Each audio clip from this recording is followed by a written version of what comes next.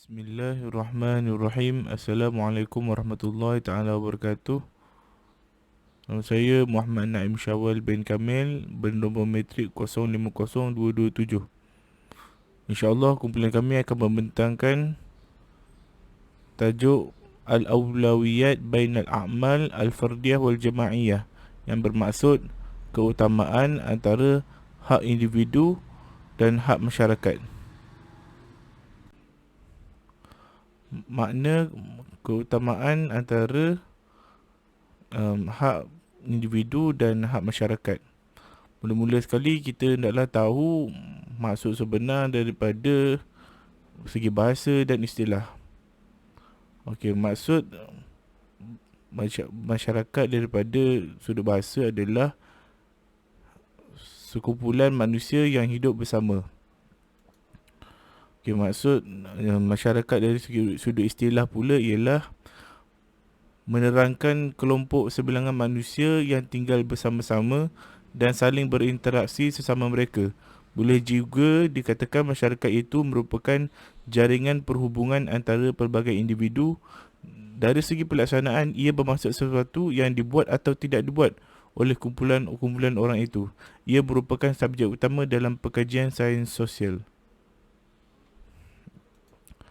Makna individu daripada sudut bahasa pula ialah seorang manusia. Manakala maksud individu daripada sudut istilah pula ialah keadaan khusus yang membezakan seseorang daripada yang lain.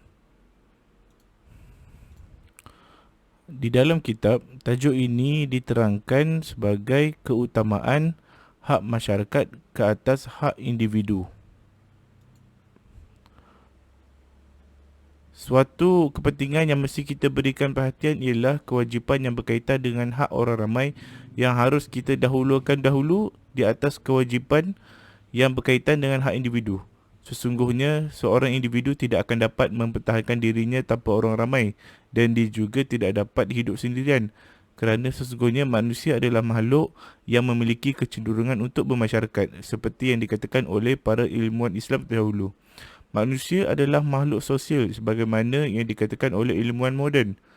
Seseorang akan sedikit nilainya kalau dia sendirian, dan akan banyak nilainya kalau dia bersama-sama dengan orang ramai. Bahkan dia dianggap tiada ketika dia sendirian, dan baru dianggap ada ketika dia dengan kumpulannya. Atas dasar itu, kewajipan yang berkaitan dengan hak orang ramai atau umat haruslah lebih diutamakan daripada kewajipan yang berkaitan dengan hak individu. Hak Allah ataupun disebut sebagai hak masyarakat sejagat yang tidak dikhususkan kepada mana-mana pihak dinamakan sebagai hak Allah bagi menunjukkan kebesaran dan kesucian hak serta kesempurnaan manfaatnya untuk semua. Namun hanya dapat dilihat jika dijaga dan dipelihara dengan baik. Oleh itu, hak ini tidak boleh dinafikan dan dibatalkan oleh sesiapa pun. Bahkan ia diibaratkan seperti prinsip asas dan perlembagaan sesebuah negara yang tidak boleh diganggu-gugat sewenang-wenangnya.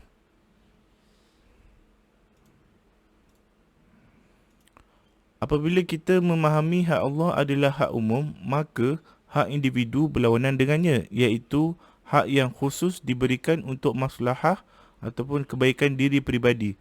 Hak ini secara umumnya berkait rapat dengan hak-hak yang berkaitan harta, seperti hak ganti rugi barang yang dirosakkan oleh orang lain, hak pelunasan hutang, hak diah ataupun hak hutang darah dan sebagainya. Keistimewaan hak ini, pemiliknya mempunyai hak untuk memilih sama ada menuntut agar haknya dipenuhi atau menarik balik tuntutan tersebut, kerana manifestasi kemuliaan seseorang itu adalah apabila berhak berbuat sewenang-wenangnya terhadap hak yang diperuntukkan untuk dirinya. Terdapat beberapa dalil yang berkaitan tajuk yang boleh ditemukan di dalam Al-Quran dan juga hadis. Dalil yang pertama adalah daripada surah Al-Baqarah ayat 177 yang bermaksud, bukanlah perkara kebajikan itu hanya kamu menghadapkan muka ke pihak timur dan barat, tetapi kebajikan itu ialah berimannya seseorang kepada Allah dan hari akhirat, dan juga segala malaikat dan segala kitab dan sekalian nabi dan mendemannya seseorang akan hartanya sedang ia menyayanginya, kepada kaum kerabat dan anak-anak yatim dan orang-orang miskin dan orang yang terlantar dalam perjalanan, dan kepada orang yang meminta-minta, dan untuk memerdekakan hamba-hamba abdi, dan mengerjanya seseorang akan sembahyang serta mengeluarkan zakat, dan perbuatan orang-orang yang menyempurnakan janjinya apabila mereka membuat perjanjian, dan ketabahan orang-orang yang sabar dalam masa kesempitan dan dalam masa kesakitan, dan juga dalam masa bertempur dalam perjuangan perang sabil. Orang-orang yang demikian sifatnya, mereka itulah orang-orang yang benar beriman dan mengerjakan kebajikan, dan mereka itulah juga orang yang bertakwa. Dalil kedua dari Al-Quran daripada surah Al-Baqarah ayat 195 yang bermaksud,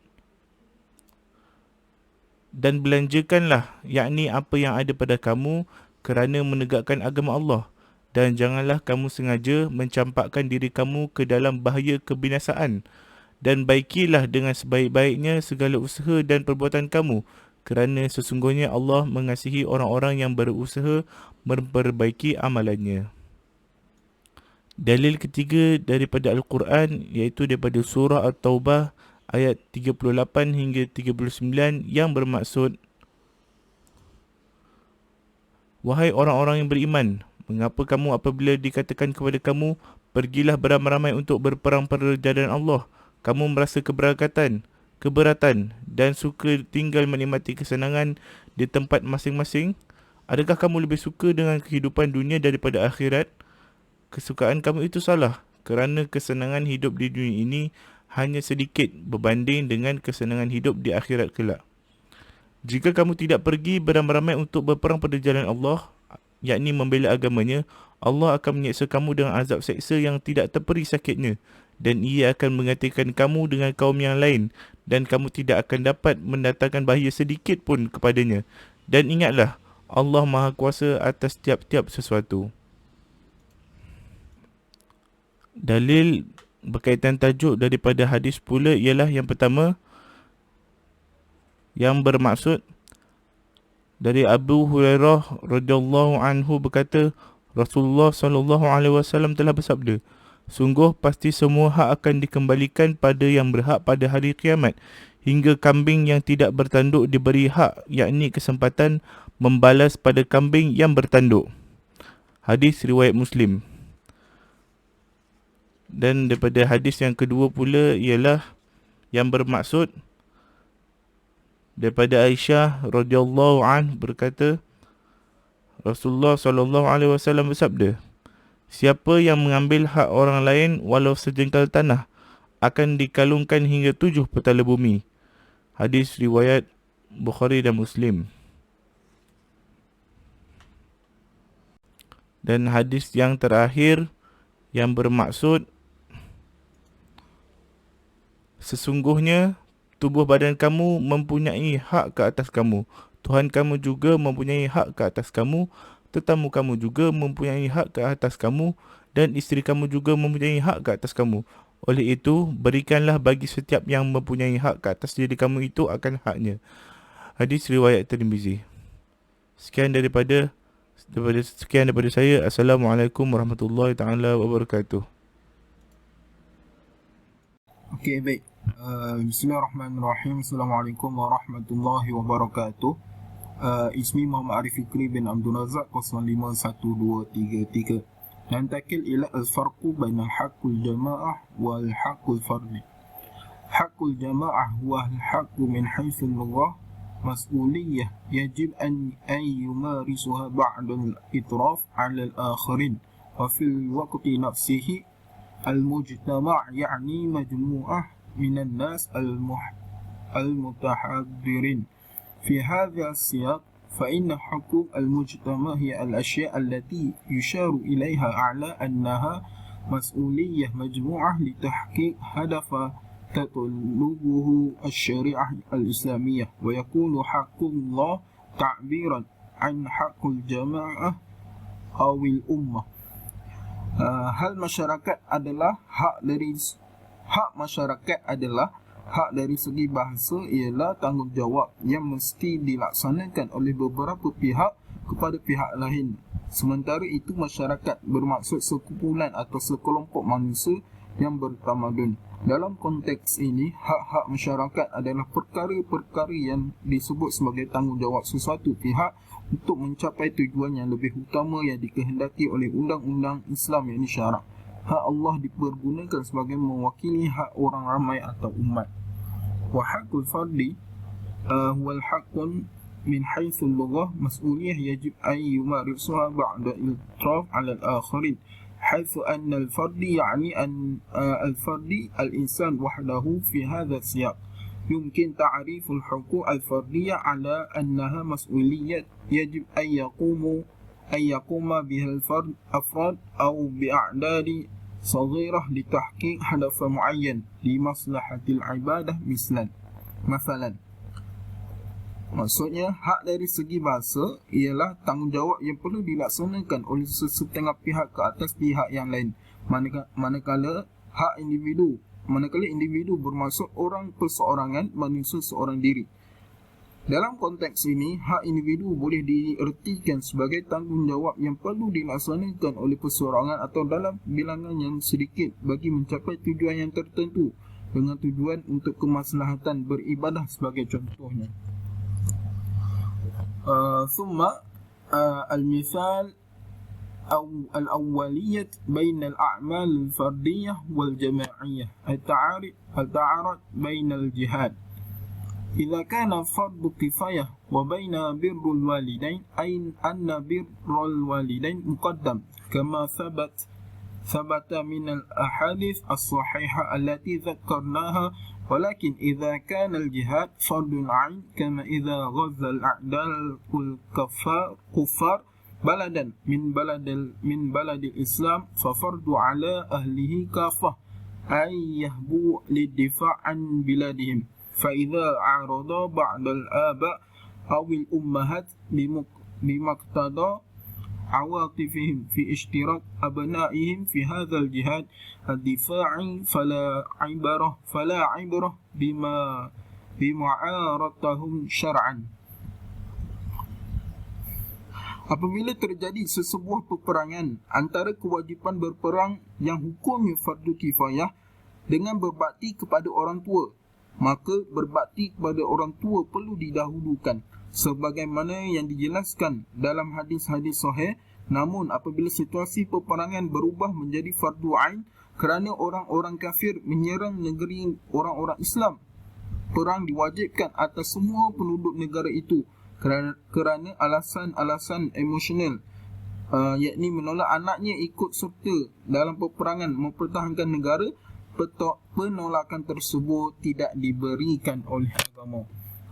Sahih anna birrahuma wa ta'atuhuma fardu ain kama anna al-jihad huna fardu ain walakin fardu al-jihad huna li himayatil ummah kulluha wa minha al-walidain fillatun saqatal bilad aw halaka ahluhu li halakal abwan fi man halak fal jihad huna li maslahatul jami'. Memang benar berbakti kepada dan mentaati kedua ibu bapa merupakan fardu ain dan peperangan dalam keadaan seperti itu juga fardu ain. Namun kefarduan peperangan di sini adalah untuk mempertahankan umat secara menyeluruh termasuk kedua orang tua tersebut. Kalau tidak, negara akan jatuh ke tangan musuh atau seluruh penduduknya terbunuh termasuk kedua ibu bapa. Dan peperangan dalam konteks ini adalah untuk kemaslahatan ummah seluruhnya. Waqad yu'baru an dhalik bi anna al-jihad huna haqqullah wa birru haqqul walidain wa haqqullah ta'ala muqaddam ala haqqun khuluqihi. Oleh kerana itu, peperangan dalam situasi seperti ini merupakan hak Allah dan berbakti kepada kedua ibu bapa adalah hak manusia. Hak Allah hendaklah mengatasi hak manusia yang lain, hak makhluknya. Wallahu ta'ala a'lam. Bismillahirrahmanirrahim. Assalamualaikum warahmatullahi wabarakatuh. Saya Adli bin Bahri, nombor metrik 050596. Baiklah, saya akan membentangkan 3 bahagian, iaitu yang pertama, contoh-contoh hak masyarakat. Yang kedua, kewajipan dalam mengutamakan hak masyarakat. Dan yang ketiga ialah kesimpulan. Baiklah, kita pergi kepada bahagian yang pertama, iaitu contoh-contoh hak masyarakat. Yang pertama, jika situasi peperangan berubah menjadi fardu ain kerana orang-orang kafir menyerang negeri orang-orang Islam, perang diwajibkan ke atas semua penduduk negara itu untuk mempertahankan negara mereka. Yang kedua, Imam Al-Ghazali dan yang lain-lain membolehkan menembak orang-orang Islam apabila mereka dijadikan sebagai perisai manusia oleh pihak musuh dengan syarat-syarat yang tertentu. Para ulama fiqah memutuskan jika musuh menggunakan orang-orang Islam yang menjadi tawanan sebagai benteng pertahanan mereka, kemudian mereka ditempatkan pada barisan hadapan tentera musuh untuk melindungi tentera mereka sendiri. Kemudian jika orang Islam tidak menghancurkan pasukan tentera musuh itu, ia akan membahayakan seluruh umat Islam yang lain. Justru itu orang-orang Islam yang dijadikan perisai manusia itu boleh dibunuh. Contoh yang ketiga, terjadi situasi darurat peperangan yang mewajibkan pembayaran cukai ke atas orang-orang yang mampu dan mewajibkan orang-orang kaya membiayai peperangan. Syariat Islam menekankan dan mewajibkannya sebagaimana disebutkan dalam pelbagai nas yang ditulis oleh para ulama fiqah. Dalam situasi biasa, yaitu dalam keadaan yang damai, mereka tidak dibebani kewajipan untuk membayar apa-apa selain zakat. Imam Al-Ghazali mengemukakan hujah bagi mendukung pendapat beliau dengan kaedah pertemuan antara dua bentuk kemudaratan. Bagi beliau, apabila ada dua bahaya yang dihadapi oleh orang Islam, syariat Islam menganjurkan supaya orang Islam menolak bahaya yang lebih besar. Bayaran yang dikenakan terhadap setiap orang yang kaya, yakni yang dibebani tambahan pembayaran cukai, adalah lebih kecil bahayanya ke atas diri dan harta benda mereka berbanding dengan bahaya yang timbul apabila negara Islam dikuasai oleh penguasa dari luar negara Islam, yang nantinya akan menguasai aturan yang berlaku di negara itu. Dengan adanya tambahan pembayaran cukai tersebut, orang Islam dapat menghapuskan segala bentuk kejahatan yang dijangkakan akan timbul. Baiklah, contoh yang terakhir ialah pembebasan tawanan orang-orang Islam daripada tangan orang kafir. Walaupun memerlukan biaya yang sangat tinggi, Imam Malik berpendapat orang-orang Islam berkewajipan menebus tawanan yang ada di tangan musuh, walaupun untuk melakukannya memerlukan pengorbanan seluruh kekayaan mereka. Hal ini kerana kehormatan pada para tawanan dalam kalangan orang Islam itu, kehormatan orang-orang mengatasi kehormatan yang lebih khusus, iaitu harta Islam seumumnya, kekayaan yang dimiliki oleh beberapa individu. Assalamualaikum warahmatullahi wabarakatuh. Nama saya Muhammad Aidi bin Ismail, nombor metrik 051635. Hari ini saya akan membentangkan sambungan daripada pembentangan kawan saya, iaitu bertajuk Al-Mislu Al-Haqqul Faridah, iaitu contoh hak individu. Okey, kita akan pergi ke slide seterusnya.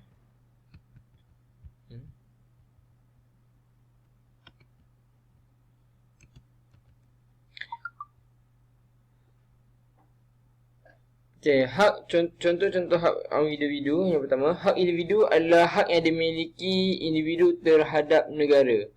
Negara tidak boleh mengganggu individu dan mewujudkan hak-haknya. Dimaksud, setiap orang di manusia ni ada hak individu masing-masing dan negara tidak boleh mengganggu atau mengacau hak kebebasan asasi manusia tersebut. Okay, yang pertama, al-haqqu fi hariyatid din, hak kebebasan beragama. Hak kebebasan beragama merupakan satu prinsip yang memberikan kebebasan kepada individu atau komuniti untuk menganut dan mengamalkan agama masing-masing. Seterusnya, kebebasan beragama dikira salah satu hak asasi yang fundamental kepada manusia sejagat. Di mana semua orang boleh menganut agama, tidak boleh dipaksa dan sebagainya. Seterusnya, al-haqqu fil haryatil ta'biri. Hak kebebasan bersuara. Hak kebebasan bersuara ni dia bermaksud adalah kebebasan untuk bersuara tanpa batas dan tanpa halangan. Kebebasan menyatakan pendapat kadang-kadang digunakan sebagai maksud kepada bukan sahaja kebebasan bersuara secara verbal, tetapi juga tindakan mencari, menerima dan menyebarkan maklumat dan idea dengan tidak mengira medium yang digunakan. Maksudnya kebebasan bersuara ni boleh digunakan di mana-mana saja, tidak boleh dikira medium media sosial dan sebagainya. So semua orang boleh ada hak untuk bersuara. Dalam realiti, hak kebebasan bersuara tidak bersifat mutlak di mana-mana negara, dan hak ini lazimnya dihadkan misalnya dalam konteks kebencian. Maksudnya hak tak semua negara diberikan ada hak kebebasan bersuara, tetapi ada had yang telah ditetapkan. Sekiranya dilanggar, boleh diambil tindakan. Seterusnya adalah hak al-haqqu fil tajmi'. Hak untuk orang berkumpul atau maksudnya berkumpul dengan berhimpun. Berhimpun.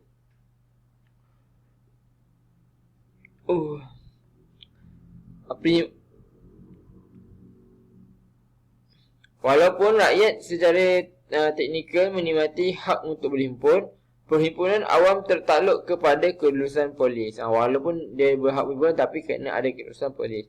Akta pertubuhan memerlukan pertubuhan 7 atau lebih orang yang mendaftar, dengan kerajaan menafikan pendaftaran kepada kumpulan tertentu, termasuk organisasi hak asasi manusia, dan akta universiti dan kolej universiti menghadkan pembentukan kumpulan pelajar. Maksudnya kalau kita nak buat kumpulan atau persatuan, minima yang boleh berdaftar ahli yang ada dalam tu adalah seramai 7 orang. Itu saja, 7 orang ke atas lah. Kalau tidak cukup 7 orang, maka itu tidak dikira sebagai persatuan atau perhimpunan atau perkumpulan. Walaupun rakyat pada umumnya menikmati kebebasan untuk melancong di dalam negara, di luar negara dan beralih ke luar negara kembali ke Malaysia, penduduk di semenanjung Malaysia memerlukan pasport atau ID kebangsaan untuk memasuki negeri Sabah dan Sarawak, dan rakyat tidak boleh melakukan perjalanan ke Israel tanpa izin rasmi. Itu saja antara contoh-contoh hak individu. Seterusnya kita akan pergi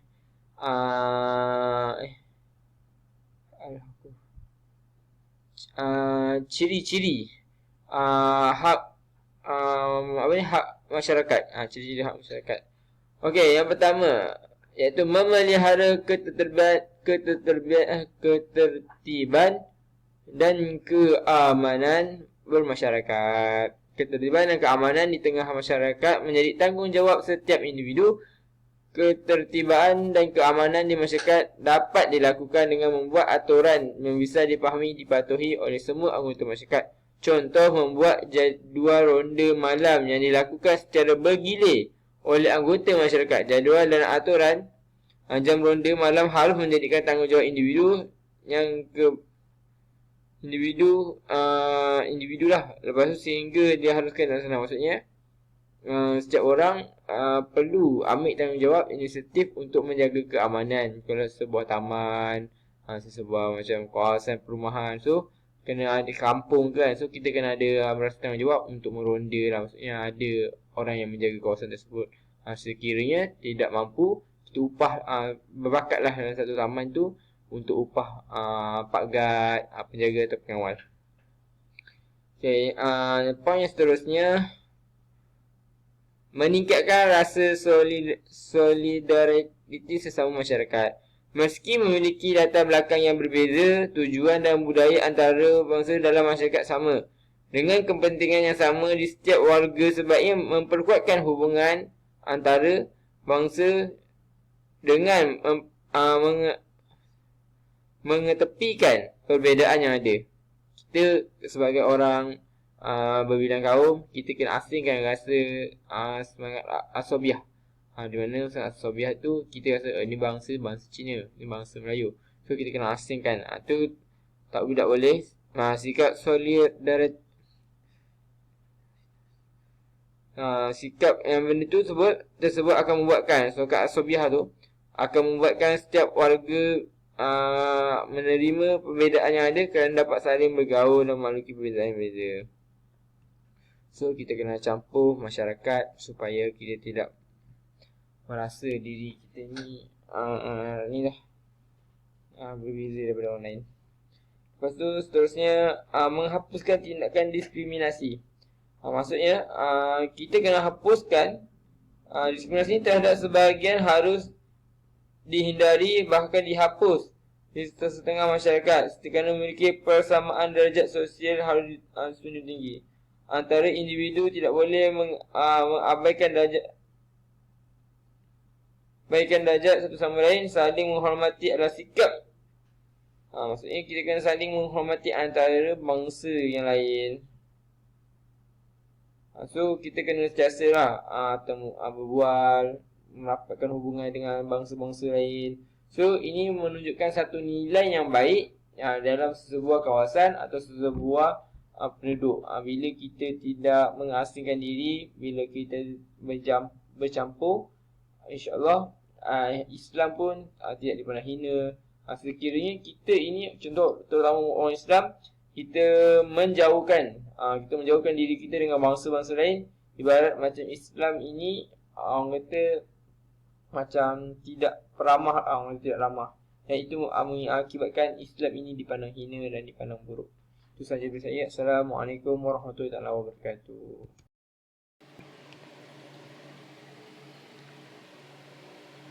Baiklah, yang seterusnya itu bahagian seterusnya ialah kewajipan dalam mengutamakan hak masyarakat. Kewajipan yang berkaitan dengan hak orang ramai perlu didahulukan, mengatasi berkaitan dengan hak individu. Seseorang individu tidak akan dapat mempertahankan diri tanpa orang ramai. Dia juga tidak dapat hidup bersendirian kerana manusia adalah makhluk yang memiliki kecenderungan untuk hidup bermasyarakat seperti yang dikatakan oleh para ilmuwan Islam yang terdahulu.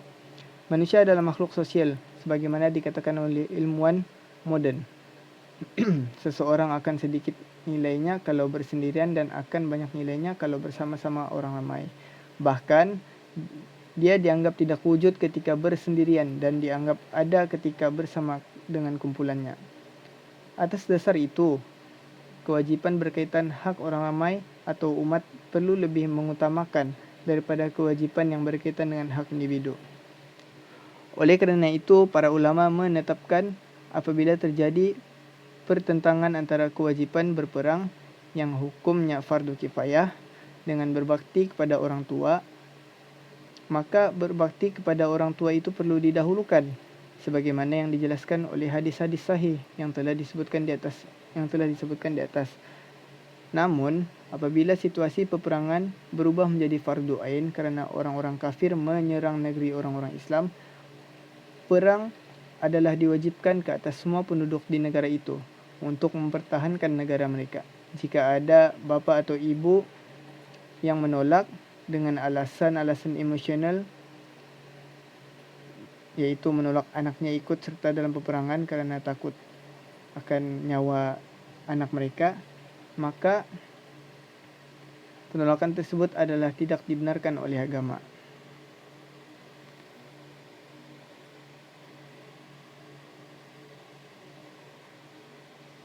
Memang benar berbakti dan mentaati kepada kedua orang tua merupakan fardu ain dan peperangan dalam keadaan seperti itu juga fardu ain. Namun, kefarduan peperangan di sini adalah untuk mempertahankan umat secara menyeluruh, termasuk kedua orang tua juga terlibat. Kalau tidak, negara akan jatuh ke tangan musuh atau seluruh penduduknya terbunuh, termasuk kedua orang tuanya itu. Oleh kerana itu, peperangan dalam situasi seperti ini adalah untuk kemaslahatan orang ramai. Peperangan dalam hal ini merupakan hak Allah dan berbakti adalah hak kedua orang tuanya. Hak Allah hendaklah didahulukan mengatasi hak makhluknya. Huraian tersebut merupakan penegasan terhadap apa yang dikatakan sebelum ini. Kebanyakan kalimat hak Allah dipergunakan sebagai ungkapan yang mewakili hak orang ramai atau umat, kerana Allah Subhanahu Wa Taala tidak memperoleh keuntungan di sebalik semua hukum tersebut. Hukum-hukum itu pada awal dan akhirnya adalah untuk kepentingan hamba-hambanya belaka. Bismillahirrahmanirrahim. Assalamualaikum warahmatullahi wabarakatuh. Ismi Muhammad Burhanuddin Aghwani bin Muhammad Saib, nomor metrik 049736. Tatakallamu anil mizatu i'ta'i al-awlawiyya li huquqil mujtami' ala huquqil al-afradi. أولا خلق ثقافة المحبة والاهتمام بأبناء المجتمع. عندما تفهم جماعة مجتمعية وتؤكد أن مطالب المجتمع لها أسبقية على حقوق الأفراد، فلا يتردد في ينفيذ تلك مطالب، حتى عندما يكون هناك موقف يتطلب مساعدة وعمل المجتمع، فسوف يتسابقون ويتذكرون بعضهم بعضا في هذا الشأن. مثال على إعطاء الأولوية لحقوق المجتمع على الأفراد هو عندما يتحدث كوارث مثل كوارث الطبيعية، فإن الموارد الغذائية هي لتأكيد أحد جوانب المتآثرة. في مثل هذه الحالة يجب على أولئك الذين لديهم مصدر الغذاء مشاركة المصدر مع الآخرين، ويصبح فعل المشاركة مطالبا على الشخص الذي لديها مصدر الغذاء. عندما تصبح هذه مطالب ثقافة في المجتمع، فإنها ستؤدي بالتأكيد إلى مشاعر الحب والاهتمام ببعضنا بعضا في المجتمع. ففي حديث أنس بن مالك أن رسول الله صلى الله عليه وسلم قال: لا يؤمن أحدكم حتى يحب لأخيه ما يحب لنفسه. ثانيا، أن ترد طبيعة الاستعداد لتضحية لنفس لصالح الآخرين. طبيعة الوضع الآخرين في مقام الأول مطلوب. في الواقع فإن طبيعة إعطاء الأولوية للآخرين هي طبيعة يحب الله سبحانه وتعالى، وقد أثنى الله تعالى في القرآن على الأنصار الذي أعطى الأولوية للمهاجرين في سورة الحشر الآية 9: أعوذ بالله من الشيطان الرجيم والذين تبوأوا الدار والإيمان من قبلهم يحبون من هاجر إليهم ولا يجدون في صدورهم حاجة مما أوتوا ويؤثرون على أنفسهم ولو كان بهم خصاصة ومن يوق شح نفسه فأولئك هم المفلحون. صدق الله العظيم. كما هو موضح في الآية، فإن إعطاء الأولوية للآخرين عمل نابل، وفي نفس الوقت تجنب طبيعة البخل في ممتلكة التي يمتلكها المرء. عندما نؤمن بأجر على خير من الله، ونؤمن بأن إعطاء الأولوية على حقوق الآخرين على ما لدينا سيجلب البركة من الله، سكون على استعداد لتضاهي بكل ما لدينا دون شعور بالإعداد لرعاية الآخرين مجموعة. ثم سأتكلم عن النتيجة لتجاهل الأولوية لحقوق المجتمع على حقوق الأفراد. أولا، تؤدي إلى ظهور طبيعة أنانية في المجتمع، ومن خواص المذمومة التي تجب تجنبها طبيعة أنانية. أنانية يعني شخص الذي لا يفكر إلا في مصالحه ورفاهيته دون الاهتمام الآخرين. عند مناقشة حقوق المجتمع في حقوق الأفراد عندما يتجاهل شخص مسؤولية ينفذ حقوق المجتمع يصنف على أنه أناني. من أجل التعامل مع هذه الطبيعة الأنانية يجب رعاية الطبيعة الإثر في نفسه. الإثر بمعنى موقف وضع احتياجات الناس فوق الذات. يجب ممارسة هذه الجودة في أجل إنشاء المجتمع يساعد بعضهم بعضا ويأخذ بعضهم بعضا. قال النبي صلى الله عليه وسلم خير البشر هو أنفع البشر. ثانيا يؤدي إلى تفكك المجتمع. في هربي قال إمام الغزالي إنه من الممكن الإطلاق النار على المسلمين الذين استخدمهم العد كدروع بشرية في ظروف معينة. يجوز قتل إذا كان عدم قتلهم يهدد حياة المسلمين الآخرين.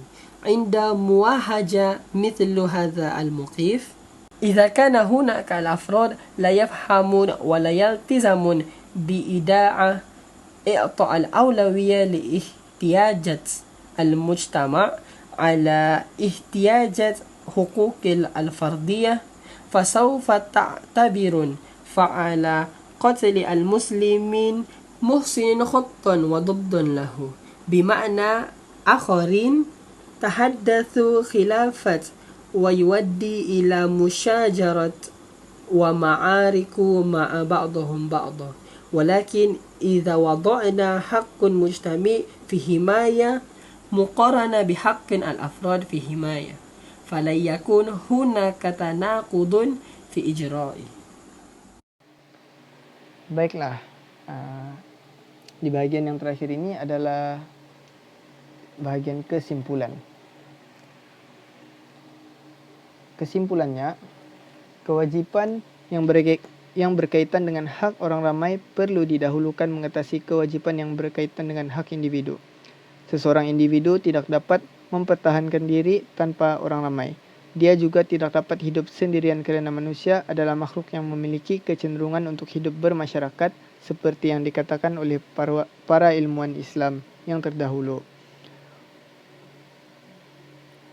Seseorang akan sedikit nilainya kalau bersendirian dan akan banyak nilainya kalau bersama-sama orang ramai.